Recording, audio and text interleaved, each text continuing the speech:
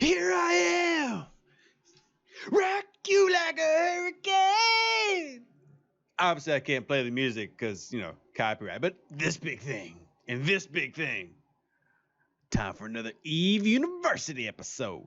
Battlecruiser edition, yeah! Fancy intro music, yeah! Woo! Okay, everybody, so a lot of you coming into the game who have been playing since launch now have access to Battlecruisers at Tech 7. So maybe you haven't gotten one yet because they are still a little bit pricey. Harbinger Prototype on the market will run you about $315 million right now. It kind of varies, obviously, based on when you're looking. But I mean, when they first came out, they were like 500, 600 million. So prices drop once the market stabilizes on a new item. But anyway, I want to talk about fitting them, and particularly or specifically fitting them so that you can solo story missions with them pretty easily. And that's going to be a mix of DPS and a defensive focus, which I'm not gonna lie, we're gonna go pretty defense heavy on this look. But still, you're going to get the idea of how to do it, what to do, and real quick, by the way, dev team, can we get like some more backgrounds that aren't so dark and orange? Like, it's consistent. Like, some of them are a little bit brighter. Like, look at the Harbinger Prototype, which is another battlecruiser you can have access to now. Still orange and dark. Like, you got a beautiful white and gold paint job. You want to show that off, add some light to the screen. Like, turn the brightness settings up. Also, Hurricane, it's longer, it's bigger. Mine's bigger. Mine's bigger. Take that, Amar. Suck it. Well, you got a bunch of sevens here, like the Cyclone, which the Cyclone is actually a really good ship that you can use as a missile boat, which is nice if you want to be, you know, loaded out with missiles. I'm not a huge missile fan because it's a little bit everywhere, but I do like that it actually has some smoke gray coloring. The Venator Battlecruiser, pretty cool. The gills still get on my nerves, but some of the paint jobs, pretty awesome because my ship does not have that. But anyway, let's get into my ship and talk about fittings. So here's my current loadout. You can see this is with no mods turned on. Obviously, you just saw me get into the window. Be patient. This is with 6 weapons, which is probably the nicest thing about Battlecruisers, having 6 high slots over there. Then you see I've got my medium slots for the Nosferatu, 2 web of fires, a medium drone, and then at the bottom, I'm running a mostly defensive focused plus a get out of jail free card, which is my Aurora Warp Core stabilizer. Now this is a must-have piece for soloing the storyline missions in PvE.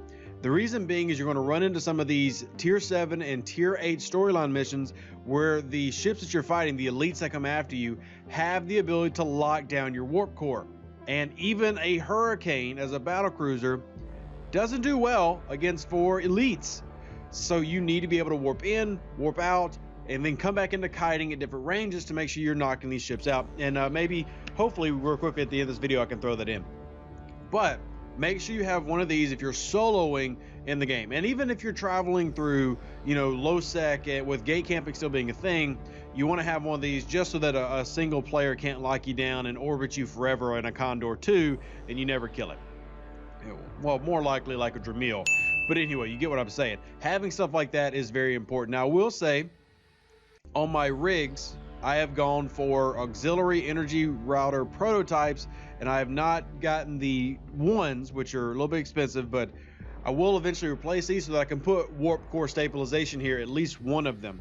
The reason I'm with this is, like most Venator ships made of rust, power grid is an issue, and I am currently running 6 Republic Fleet medium strike cannons, which are a little bit better than the Jolts.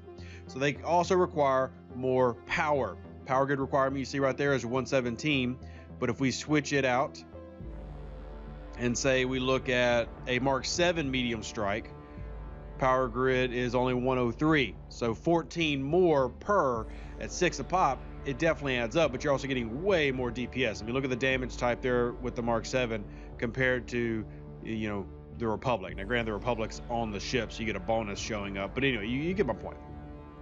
Now, the defensive focus, I'm running 2 invulnerability fields and a simple Lone Ranger medium shield booster. You should be able to find these pretty easy. They drop pretty frequently, but I've got 2 invulnerability fields, and they're only the Mark 5s. I don't even have the really good fleet ones on there, like the actual You know, anything that you see, and I've talked about this before, but since this is directed to new players, any item that you see that's got like a little green icon at the top right corner, it's gonna be a faction icon. So those are the ones that you can't just go out and scrap, which is annoying. You can't reprocess these because I've got tons of things I don't need, but they're also better. So there's that, and there's a hair in my eye. Now, the web of fires are for when those frigates get close to you in those solo runs to help slow them down so your guns can actually hit them, because one thing that you're going to find, you can look on the guns here, is look at your accuracy fall off, but more importantly, your tracking speed. It's not very quick. 12.88 is pretty daggum slow. So anything that you can do to webify those ships and slow them down when they get in close, I have found that if I can keep frigates about 35k away, I can one-shot most of them with this setup. Now I'm doing 283.7 DPS in dock, 24,000 defense. I'll take it out of dock real quick to show you what that goes up to.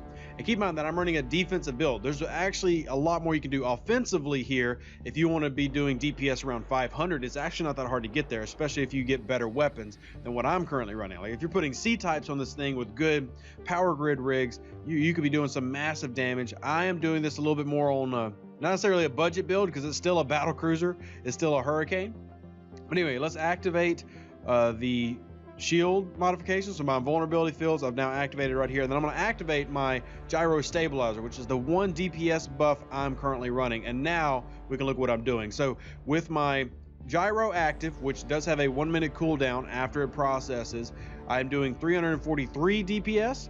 And then defensively, I went way up at 31,600, went up 7,000 defense, which is going to help. This is what those invulnerability fields going all the time. You'll notice I'm not running a battery on this ship, because honestly it's strong enough to handle that without it. Like, it doesn't need that. You don't have a lot of cap drain unless you let those ships get close that drain you with Nosferatus. You can run 2 invulnerability fields all day long, and it's not going to drain your cap with a typical battle cruiser. Whether it's the Hurricane, whether it's the Harbinger, or even the Cyclone, you typically have enough cap to run 2 invulnerability fields and be fine. Remember, you're running the invulnerability fields for the bonus right there, the shield resistant bonus. I'm running a shield tank. If you're an Amar ship like the Harbinger, you're going to run an armor tank, not a shield tank. So this is specifically for shield tanks. So if you're a Caldari player, usually most Caldari ships, most Harbingers, most Mimitar ships, we're going to run a shield-based focus, and that's what I'm doing here.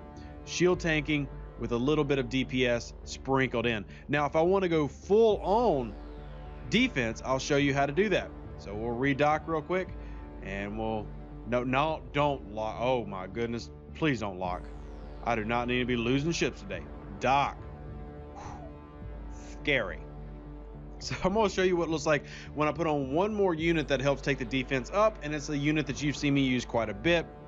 Now, this is going to keep my DPS lower than 300. However, where there it is, I've got a basic damage control unit, which is going to give me an 8% boost to everything immediately, and that's a passive bonus.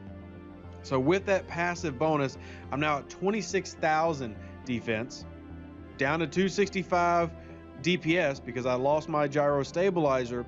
But look at the change in defensive tanking ability as soon as I undock here. All right, as soon as, there we are.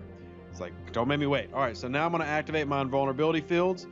I'm not going to activate the damage control unit yet, but I'm going to show you the defense with the invulnerability fields and the module. Now I'm up to 34,000. And now let's turn on that damage control unit. Remember, it has a big cooldown, but for those like 13 seconds, you are almost impenetrable. 87.2 thousand. That is a huge boost. You see, this is the resistance information that we've got, and then the reaction delay is 115 seconds, but 13 seconds of like, it's the get out of jail free card with that Amar, with the, the Aurora Warp Core Stabilizer, helping you get in and out without a problem. Yeah, so let's, I think I got some quick footage I can throw in towards the end of this video. I'll probably throw it in after the credits, so if you want to stay and watch. But yeah, this is the basics of loading out for solo. I will solo, I'll show you the missions exactly that I can solo with this easily. So go to your storylines and let's just pick like the Mimitar one. For Freedom I can do, and Matar Reborn I can do solo pretty easily by kiting, which is basically distance shooting with this setup. And I could probably do disaster relief too. But the main point I'm making is this setup for a newer player. You're trying to get into storyline missions, and that's good to do because you can't be ganked to the storyline. I mean, people aren't going to randomly show up there because you're the only one that sees the location. So it's good to get into those and get to the habit of running those. And if you have questions about the build, well, as always, drop them in the comment section below. That's the best way to get your stuff answered. So this is how I'm loading out Hurricane prototypes, but any type of shield tank for Battlecruiser, recommending finding you a mix and making sure that you're running the right fittings. Remember, I was running a gyro there. So if I replace that, or I go down here, you do have a lot of these that look the same. Like magnetic field looks the exact same as a gyro stabilizer. Remember that your magnetic field is railguns. So you would run that like on a MOA, whereas a gyro stabilizer, that is for cannons. So make sure when you're clicking, you fit the right one. I actually did that accidentally, run out with the wrong rig the other day. Kind of embarrassing for a content creator to do that. But anyway, hope you guys enjoyed the video. If you did, smash that like button. It looks like this. That thing. Smash it. Subscribe to the channel for all things Eve Echoes, Star Trek Fleet Command, sometimes Warcraft 3, whatever. And just because I'm an entertaining personality who happens to talk too fast at times. Live long and prosper. Stay safe with our space cowboys. And remember, shoot first. Avec Olico, e duce malo, ta o aquesto pade ari, Yabosha, Yabosha, Yabosha.